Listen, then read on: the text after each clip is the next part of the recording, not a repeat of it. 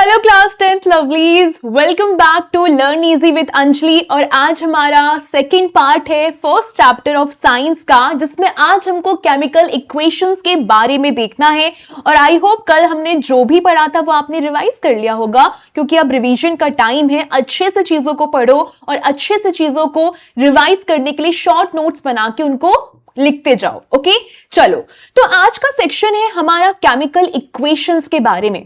अगर आपको कल की क्लास याद होगी तो हमने पढ़ा था कि जब मैग्नीशियम रिबन को बर्न किया जाता है ऑक्सीजन में, तो वो मैग्नीशियम ऑक्साइड को फॉर्म करता है। अब देखो, अगर मैं इस चीज को बार बार सेंटेंस में लिखूंगी कि when magnesium ribbon Burns in oxygen it forms magnesium oxide, एक तो इतना बड़ा फुल सेंटेंस लिखना हर बारी इतना लंबा काम तो हम नहीं करेंगे, हम तो वैसे भी थके हुए लोग हैं और बोरिंग काम है, बार बार करेंगे तो पक जाएंगे। तो केमिस्ट्री ने बोला कि चिंता मत करो, तुम्हारे लिए इंटरेस्टिंग बनाने के लिए हम इसको शॉर्ट कर देंगे और इजी कर देंगे। और साइंटिस्ट इसके लिए इस्तेमाल करते हैं इक्वेशंस का। क्या इस्तेमाल करते हैं? इक्वेशंस का इस्तेमाल करते हैं। इसीलिए हमारे आज के सेक्शन का नाम है केमिकल इक्वेशंस। ओके, चलो तो केमिकल इक्वेशन में पहले आता है वर्ड इक्वेशन। क्या होता है वर्ड इक्वेशन? पहले मैं आपको ये समझा देती हूं। अभी मैंने जैसे आपको इस स्लाइड में बताया था कि when magnesium ribbon Burns in oxygen it forms magnesium oxide. इतना बड़ा तो भैया मैं नहीं लिखूंगी, तो मैंने उसको थोड़ा छोटा कर दिया और लिख दिया magnesium plus oxygen gives us magnesium oxide. पूरा लिख दिया, magnesium plus oxygen gives us magnesium oxide. यहां पर जो एक चीज पर आपको गौर करना है वो ये है कि जो ये लेफ्ट में लिखा हुआ है ना, किसका लेफ्ट, पहले मैं ये बता देती हूं, ये जो एरो का लेफ्ट है ना, तो जो एरो के लेफ्ट में मैग्नीशियम और ऑक्सीजन लिखा हुआ है, इसको हम बड़े प्यार से बोल देते हैं रिएक्टेंट्स, जो कि रिएक्ट कर रहे हैं। और उसके अलावा जो एरो के राइट साइड में आपको जो दिखाई दे रहा है उसको हम बोलते हैं प्रोडक्ट, क्योंकि कोई नई चीज तो हमको रिएक्टेंट से बना के दी है, दैट इज प्रोडक्ट। तो जो एरो के लेफ्ट साइड में है वो रिएक्टेंट्स हो गया और राइट साइड में है प्रोडक्ट हो गया। और एरो हमको क्या बताता है?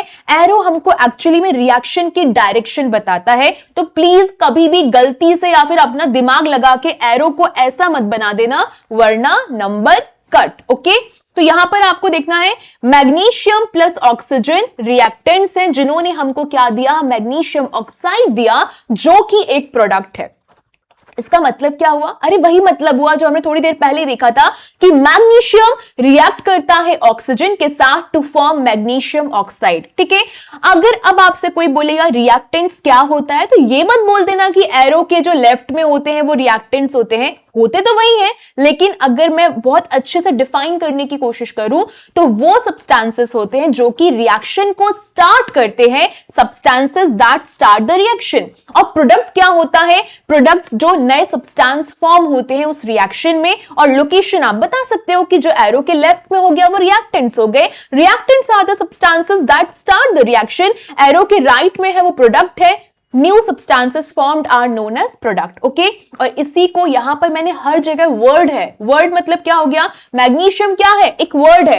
ऑक्सीजन क्या है? एक वर्ड है। मैग्नीशियम ऑक्साइड क्या है? एक वर्ड है। तो this is called a word equation, because यहां पर हम हर चीज वर्ड्स में लिख रहे हैं। ओके, चलिए अब मुझे वर्ड इक्वेशन से आगे बढ़ के केमिकल इक्वेशन की तरफ जाना है। और यहां पर हम वर्ड्स का इस्तेमाल नहीं करते, यहां पर हम सिंबल्स का इस्तेमाल करते हैं, क्योंकि मैम हम तो इतना थक जाते हैं कि हमको वर्ड इक्वेशन भी बहुत लंबी लंबी लगती है। तो हम यहां पर कोशिश करेंगे फॉर्मूला को लिखने की। और फॉर्मूला क्या होगा? अगर मैं मैग्नीशियम ऑक्साइड वाले की ही बात करूं तो हमको सामने दिख रहा है Mg plus O2 gives us MgO। Simple है, शॉर्ट है और काफी क्लीन भी है। Mg plus O2 gives us MgO। और ये इक्वेशंस मैंने आपको पिछले सेक्शन में भी कहा था, पिछले सेशन में भी कहा था कि इक्वेशंस को प्लीज प्लीज प्लीज याद रखना। इक्वेशंस लिखकर आओगे, नंबर बहुत प्यारे मिलेंगे। ठीक है, डरना नहीं है बिल्कुल भी।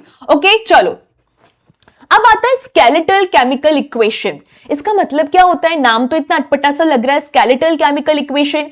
स्केलेटल इक्वेशन एक वो इक्वेशन होती है जहां पर फॉर्मूलाज आप सही लिखते हो, बिल्कुल सही लिखते हो, जैसे कि Mg प्लस O2 MgO बिल्कुल सही फॉर्मूला है, लेकिन जो नंबर ऑफ एटम्स रहते हैं वो दोनों साइड को अगर मैं कंपेयर करूं, रिएक्टेंट्स को और प्रोडक्ट्स को, वो इक्वल नहीं होते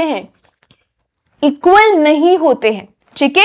यानी कि आर्टिस्ट तुम बढ़िया हो पर इंसान तुम खराब हो, काइंड वो वाली सिचुएशन आ गई। तो फॉर्मूलाज तुमने अच्छे से लिखा, करेक्टली लिखा, लेकिन जो नंबर ऑफ एटम्स है वो दोनों साइड इक्वल नहीं है। जैसे कि अगर मैं Mg की बात करूं प्लस O2 की बात करूं, जिसने मुझे मैग्नीशियम ऑक्साइड दिया, यहां पर मैग्नीशियम के एटम्स तो मैच हो रहे हैं, Mg भी 1 है और यहां पर भी Mg 1 है, लेकिन तुमको एक चीज समझ में आ रही है, ऑक्सीजन के एटम्स मैच नहीं हो रहे हैं। यहां पर लेफ्ट में 2 ऑक्सीजन है, O2 लिखा हुआ है, लेकिन यहां पर राइट में सिर्फ 1 ऑक्सीजन है। इसका मतलब ये अनबैलेंस्ड इक्वेशन है, ये इक्वेशन बैलेंस तो बिल्कुल भी नहीं है। ओके, अब बैलेंस्ड केमिकल इक्वेशन आपको हमेशा याद रखना है। अगर आपको क्लास 9th याद होगा, वहां पर आपने एक बहुत इंपॉर्टेंट लॉ पढ़ा था, law of conservation of mass. Mass को ना तुम क्रिएट कर सकते हो ना तुम डिस्ट्रॉय कर सकते हो। तो अगर मैं बहुत सरल भाषा में आपको बताऊं, all atoms you start with must appear in the final product. You cannot lose or create atoms magically. अगर तुमको ये लग रहा है कि जादू से कोई एटम क्रिएट होगा या फिर डिस्ट्रॉय हो जाएगा, ऐसा नहीं होता है। अगर तुमको रिएक्टेंट में चीजें जितनी दिखाई दे रही हैं उतनी ही तुमको प्रोडक्ट में दिखेंगी, तो ही वो बैलेंस्ड इक्वेशन होगा, वरना आप तो लॉ ऑफ कंजर्वेशन ऑफ मास का उल्लंघन कर रहे हो, which is very very wrong. इसीलिए नंबर ऑफ एटम्स जो LHS में है which will be equal to number of atoms on RHS। जब ऐसा होगा, यहां पर अभी ऐसा नहीं है, पर जब ऐसा होगा तभी वो बैलेंस्ड इक्वेशन होगी। ओके, आप एक एग्जांपल देखते हैं, जैसे कि एग्जांपल लेते हैं जिंक को हम लिखते हैं Zn, सल्फ्यूरिक एसिड को हम लिखते हैं H2SO4। तो जब मैंने इनको रिएक्ट करवाया तो मुझे यहां पर ZnSO4 that is zinc sulphate मिला और H2 मतलब हाइड्रोजन मिला। अब एक बार मेरे साथ एकदम सामने बैठ के काउंट करो। देखो, अगर मैं रिएक्टेंट के साइड जाती हूं तो यहां पर जिंक के एटम 1 है और यहां पर भी जिंक का एटम 1 है। अगर मैं हाइड्रोजन की बात करती हूं तो यहां पर हाइड्रोजन के एटम 2 हैं, तो यहां पर भी हाइड्रोजन का एटम 2 है। अगर मैं सल्फर की बात करती हूं तो यहां पर S में 1 है और यहां पर भी S का 1 है। ऑक्सीजन की बात करती हूं तो यहां पर भी ऑक्सीजन के 4 एटम है और यहां पर भी ऑक्सीजन के 4 एटम है। यानी कि यहां पर हर चीज मैच हो गई, यानी कि this is the perfect equation for the balanced equation. ठीक है, और ये equations again I am saying याद होनी चाहिए। ओके, चलिए, लेकिन मैम वो सब तो ठीक है, हमारा सबसे बड़ा दिक्कत यही है कि अगर मुझे केमिकल इक्वेशन को बैलेंस करना है तो मैं कैसे करूंगा या फिर कैसे करूंगी।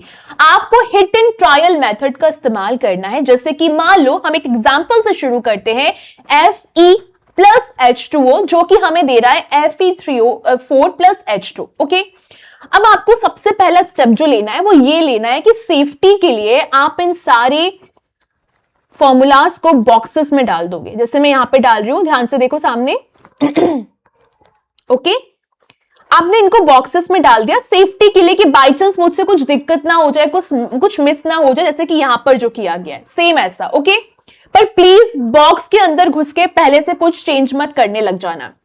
अब यहां का आपको एक चीज नोटिस करनी है, आप सबसे पहले एटम्स को काउंट करोगे दोनों जगह के। ओके, चलिए, तो लेफ्ट को ले लिया, राइट को ले लिया। लेफ्ट में क्या है? रिएक्टेंट्स है, राइट में क्या है? प्रोडक्ट है। ओके, अब मैं दोनों साइड के एटम्स को काउंट करना शुरू करती हूं। Fe में यहां पर 1 है, ओके, लेकिन मैम यहां तो 3 है, पहले ही डिफरेंस आ गया। यहां पर H2 है लेकिन यहां पर H2 है, चलो ये तो बढ़िया, एक चीज तो सही चल रही है। और यहां पर O1 है लेकिन यहां पर O4 है, यानी कि इक्वेशन तो दूर दूर तक बैलेंस नहीं है, बहुत ज्यादा डिफरेंस निकल कर आ रहा है। तो आपके लिए स्टेप 3 क्या रहेगी? अब हम उस कंपाउंड से शुरू करेंगे जिसमें हाईएस्ट नंबर ऑफ एटम्स रहेंगे, और वो क्या है? Fe3O4 है, जो कि आपको राइट साइड में दिखाई दे रहा है। अब आप देखो, जैसे आप Fe3O4 के अंदर देखोगे तो ऑक्सीजन क्या है, 4 है। तो हम सबसे पहले सबसे बड़े से शुरू करेंगे, तो सबसे पहले हम ऑक्सीजन को बैलेंस करेंगे। अब आप लेफ्ट में देखोगे जो H2O है, ओके, इसमें एक ही ऑक्सीजन है, ओके, और यहां पर 4 ऑक्सीजन है। तो अगर मुझे एक ऑक्सीजन को 4 ऑक्सीजन बनाना है तो मैं उसको 4 से मल्टीप्लाई करूंगी, 4 से मल्टीप्लाई करूंगी, मैथ्स आती है। तो वो क्या बन गया, Fe प्लस 4H2O, जो कि मुझे देगा Fe3O4 प्लस H2। अब मेरी ऑक्सीजन तो बैलेंस हो गई, ऑक्सीजन तो बैलेंस होगी, पहला स्टेप मेरा हो गया। लेकिन ऑक्सीजन को बैलेंस करने में बेटा जो तुमने हाइड्रोजन की वॉट लगाई है उसका क्या, ठीक है। तो अब हम क्या करेंगे, हाइड्रोजन को बैलेंस करने जाएंगे। तो अगर मैं लेफ्ट साइड के हाइड्रोजन को देखूं तो पहले तो यहां पर 2 एटम्स थे, लेकिन जैसे मैंने ऑक्सीजन को बैलेंस करने के लिए 4 ऐड किया तो अब वो 8 हो गया। ऐड मतलब मल्टीप्लाई किया, ओके। अब राइट साइड के हाइड्रोजन के पास जा रही हूं तो यहां पर मुझे फिलहाल तो 2 ही एटम्स दिखाई दे रहे हैं, ओके। तो वहां तो मैंने कुछ भी नहीं किया था। तो अब मैं क्या करूंगी, उसको बैलेंस करने के लिए मैं क्या कर दूंगी, H2 है, 2 एटम से, अगर मुझे हाइड्रोजन एटम को वहां पर बैलेंस करना है तो मैं उसको मल्टीप्लाई कर दूंगी 4 से। तो 4 इंटू 2 कितना हो जाएगा, 8 हो जाएगा। तो अब मेरी इक्वेशन क्या बन जाएगी, Fe plus 4H2O gives us Fe3O4 plus 4H2, यानी कि मैम अब हमारा हाइड्रोजन भी बैलेंस हो गया। एक बार वापस से देखें, देखो यहां पर मेरा हाइड्रोजन 4 इंटू 2 8 एटम्स है, तो यहां पर भी आपके अब 8 एटम्स है। यहां पर जो मेरा O4 है तो यहां पर भी मैंने 4 से मल्टीप्लाई किया तो ये भी O4 हो गया, एंड हाइड्रोजन क्या हो गया, बैलेंस हो गया। लेकिन अभी भी एक दिक्कत है, जो मेरा Fe है वो अभी भी बैलेंस नहीं है। तो उसके लिए हम क्या करेंगे, कुछ नहीं करना है, बस एक बार देखेंगे कि आयरन में लेफ्ट साइड क्या है, सिर्फ 1 है, ओके, एंड राइट साइड क्या है, 3 है, ठीक है। तो अगर मुझे ये पता है कि मुझे 3 में ही बैलेंस करना है तो मैं क्या करूंगी, मल्टीप्लाई कर दूंगी 3 से, तो वो बन जाएगा 3Fe plus 4H2O which gives us Fe3O4 plus 4H2। अब मेरा आयरन है वो बैलेंस हो चुका है। और अब हम लास्ट में क्या करेंगे, फाइनल चेक करेंगे जो हमारी ये इक्वेशन निकल कर आई है उसको, which is our balanced equation. क्या मुझे लेफ्ट साइड Fe3 दिखाई दे रहा है, तो हाँ, राइट साइड भी Fe3 दिखाई दे रहा है। क्या मुझे लेफ्ट साइड हाइड्रोजन 8 दिखाई दे रहा है, हाँ, 4 इंटू 2 8 होता है, तो हाँ मुझे इधर भी वो 8 ही दिखाई दे रहा है। क्या मुझे ऑक्सीजन यहाँ पे 4 दिखाई दे रहा है, बिल्कुल दिखाई दे रहा है, तो यहां पर भी वो मुझे 4 दिखाई दे रहा है। परफेक्शन, इक्वल, बैलेंस्ड हो गया, सब बढ़िया हो गया, इक्वेशन मेरी बैलेंस निकल कर आ गई। एंड इसी को हम कहते हैं hit and trial method. Hit किया, ट्रायल किया और बस अपनी इक्वेशन क्या हो गई, बैलेंस हो गई, ओके। अब आपने बहुत बार नोटिस किया होगा, जब आपको स्कूल में मैम ने भी पढ़ाया होगा, कि आप हमेशा स्टेट सिंबल्स लगाते हो। स्टेट सिंबल का मतलब, अगेन यहाँ पे एमपी यूपी की बात नहीं करी जा रही है, लिक्विड, गैस और एक्वस सोल्यूशन की बात करी जा रही है। बट मैम क्यों लगाना है स्टेट सिंबल, क्यों हमें आप बहुत कंफ्यूज करने की कोशिश कर रहे हो। नहीं नहीं, कंफ्यूज करने की कोशिश नहीं करी जा रही है, क्योंकि जो इक्वेशन है वो आपको बताती है कि कौन सा सब्सटेंस एक्चुअली में सॉलिड है, कौन सा लिक्विड है, कौन सा गैस है और कौन सा वाटर में डिसॉल्व्ड है, जिसको हम कहते हैं एक्वस, ओके। तो अगर मैं आपके सामने लिखती हूं कि 3FeS, इसका मतलब ये सॉलिड है, 4H2O इसका मतलब ये गैस है, Fe3O4 यहां पर ये S है और 4H2 मतलब ये गैस है। सो अगर मैं यहां पर बात करूं G, तो G with water means steam, okay. आप ये बोलोगे ना कि मैम ये H2O गैस कैसे हो सकता है, तो ये गैस नहीं है, एक्चुअली ये पानी ही है, लेकिन स्टीम के साथ है, इसीलिए यहां पर उन्होंने G लिखा है, तो कंफ्यूज नहीं होना, ओके। चलिए, अब रिएक्शन की कुछ कंडीशंस होती हैं जो आपको बिल्कुल अपने दिमाग में रखना है। कभी कभी एक्चुअली कुछ भी चीज को रिएक्ट करने के लिए हमको काफी हद तक हीट चाहिए होता है, बहुत प्रेशर लगाना पड़ता है, सनलाइट चाहिए रहती है, कैटलिस्ट का इस्तेमाल करना पड़ता है। तो ये आप हमेशा एरो के ऊपर लिखते हो। फॉर एग्जाम्पल, अगर मैं लिख रही हूं CO plus 2H2 gives me CH3OH, तो यहां पर ऊपर मैंने प्रेशर लिखा है कि मुझे हाई प्रेशर चाहिए था और इतना चाहिए था। फिर मैंने नीचे लिखा 6CO2 aqueous plus 12H2O liquid, sunlight chlorophyll की प्रेजेंस में इसने मुझे दिया glucose plus oxygen plus water. तो यहां पर जब मैंने सनलाइट और क्लोरोफिल लिखा, इसका मतलब क्या है कि उसकी प्रेजेंस में ये चीज हुई है, सनलाइट क्लोरोफिल को मैंने वहां पर मेंशन किया है। तो आपको हमेशा उन कंडीशंस को किसके ऊपर मेंशन करना है, एरो के ऊपर मेंशन करना है, ठीक है, अब कुछ सवाल है, इनके जवाब देख लेते हैं और प्लीज ये इक्वेशंस को ढंग से, एकदम ढंग से याद कर लेना, बिल्कुल भी मक्कारी नहीं करना, लापरवाही नहीं करना, क्योंकि एग्जाम में हमको नंबर निकालना है और एक एक नंबर बहुत इंपॉर्टेंट होता है। चलिए, तो पहला सवाल, Why should a magnesium ribbon be cleaned before burning in air? Ma'am आपने शायद कल हमें ये बताया था कि जो आपको अगर मैग्नीशियम रिबन को जलाना है तो हमें उसे क्लीन क्यों करना है? मैग्नीशियम रिबन को आप इसलिए क्लीन करते हो ताकि उसके ऊपर जो थिन लेयर होती है मैग्नीशियम ऑक्साइड की, उसको हटाया जा सके। ये जो लेयर होती है वो मैग्नीशियम को रोकती है ढंग से जलने में। तो जब क्लीन हो जाएगी तो प्योर मैग्नीशियम रिएक्ट करेगा ऑक्सीजन के साथ वेरी वेरी इजीली। ये आंसर बिल्कुल याद रखना। ओके, अगला सवाल है, राइट द बैलेंस्ड इक्वेशन। अब तो हमको पता है ना बैलेंस कैसे किया जाता है, ठीक है। तो अगर वो आपको बोल रहा है hydrogen plus chlorine hydrogen chloride देता है, तो आप क्या लिखोगे? H2 plus Cl2 gives us 2HCl। एक बार मेजर करें, देखें, देखो लेफ्ट में हाइड्रोजन के 2 एटम है, तो यहां पर भी यहां पर इसके 2 एटम है। यहां पर Cl2 क्लोरीन के 2 एटम है, तो यहां पर भी Cl के पास यहां पर 2 एटम है, यानी कि परफेक्टली बैलेंस्ड है। अगर बात करी जाए बेरियम क्लोराइड की प्लस एल्यूमिनियम सल्फेट की, जो मुझे barium sulphate plus aluminium chloride दे रहा है, तो इसको भी बैलेंस्ड करके लिखना। BaCl2 प्लस Al2SO4 मुझे देगा 3BaSO4 प्लस 2AlCl3। इन इक्वेशंस को ढंग से अच्छे से करना। फिर आता है sodium plus water which gives me sodium hydroxide plus hydrogen, तो 2Na plus 2H2O which gives me 2NaOH plus H2O। ये आपके आंसर्स हैं। ओके, चलिए ठीक है। Right balanced equations with state symbols. यहां पर हमको स्टेट सिंबल्स लिखने हैं।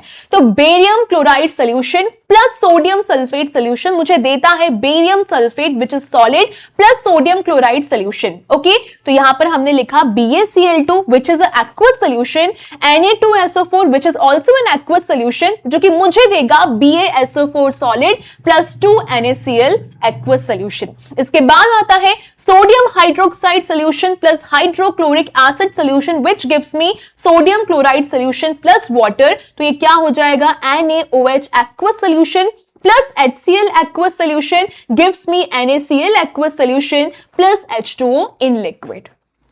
आया समझ में? ठीक है, क्या ये डिफिकल्ट था? बिल्कुल नहीं।